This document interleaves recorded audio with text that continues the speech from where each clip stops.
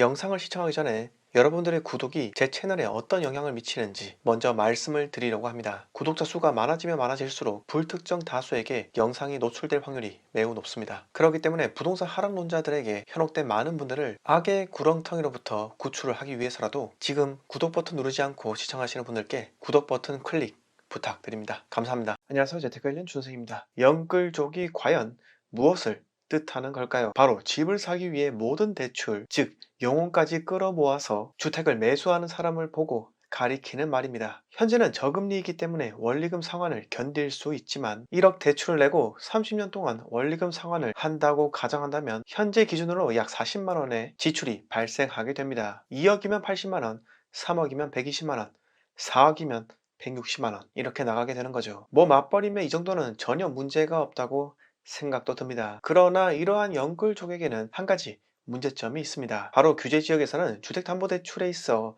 상당한 제약을 받기 때문인데요. 나는 매월 소득이 높기 때문에 대출을 얼마든지 받아도 상관없어 이렇게 생각은 하지만 시중에서는 대출 규제를 촘촘히 만들어 놓았기 때문에 현 시점에는 나의 현금 흐름과는 전혀 상관없이 대출이 원하는 만큼은 나오지 않게 됩니다. 그러니 세후 3억을 버는 의사 부부라 할지라도 그들의 눈높이에 맞는 집을 사지도 못하는 괴기한 현상이 발생되기도 합니다. 이렇게 주담대 대출이 안 되자 신용대출을 최대한 받아내서 집을 사는 현상이 발생하고 있는데, 그래서 요즘은 신용에다 주담대 대출을 풀로 받지 않는 이상 영끌족이라 부르지 않기도 합니다. 그만큼 영끌족이 될 수 있는 자격 조건이 높아졌다는 거죠. 대표적인 부동산 하락론자 우리 등대 형님께서는 영끌족들의 증가 그리고 중산층의 거래 감소, 이런 이유로 인해 앞으로의 부동산 시장을 어둡게 전망하셨습니다. 나이 젊은 20, 30대 사람들이 매수를 하고 나이 많은 40, 50대 사람들이 매도를 하고 시장이 이렇게 펼쳐진다면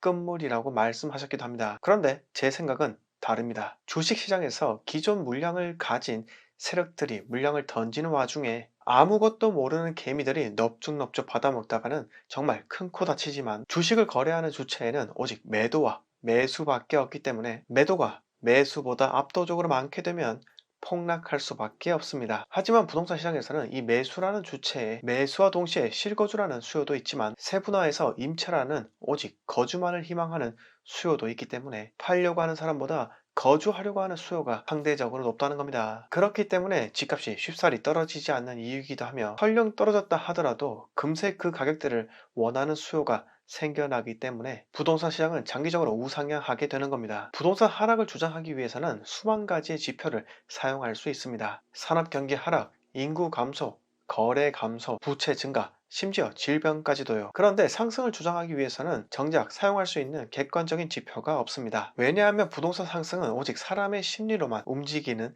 시장이기 때문이죠. 아랫집이 5억에 거래되었네. 그럼 나는 6억에 팔아야지. 옆집이 6억에 거래되었네. 나는 그럼 매물을 거둬야지. 여보, 매물이 하나밖에 안 남았대. 그런데 매도인이 1억 올렸는데 이번에 사지 않으면 다음에는 영원히 못 살 것 같아. 결국 이렇게 사람의 심리로만 움직이게 됩니다. 중개사무소에 집을 알아보는 사람이 몇 명이 전화하는지는 어떻게든 간에 셀 수 있지만, 중개사무소에 정말 사려고 하는 목적을 가진 사람이 전화한 경우는 도무지 알아낼 방법이 없기도 합니다. 저는 영끌족들이 안타깝다고 생각합니다. 그런데 안타깝다고 생각하는 점은 그들이 이 가격에 샀다는 점이 아니라 정말 실거주로 샀지만은 투기 수요로 낙인 찍혀버리는 현 시점이 안타깝다는 겁니다. 그러나 그들 개인적으로는 정말 칭찬받을 행동이라 생각합니다. 왜냐고요? 드디어 부동산 시장에 참여하는 플레이어가 됐기 때문입니다. 제가 주위에 자주 하는 말이 있습니다. 아무것도 하지 않으면 아무 일도 생기지 않는다. 그런데 이걸 부동산 시장에 대입을 한다면 부동산을 사지 않으면 아무 일도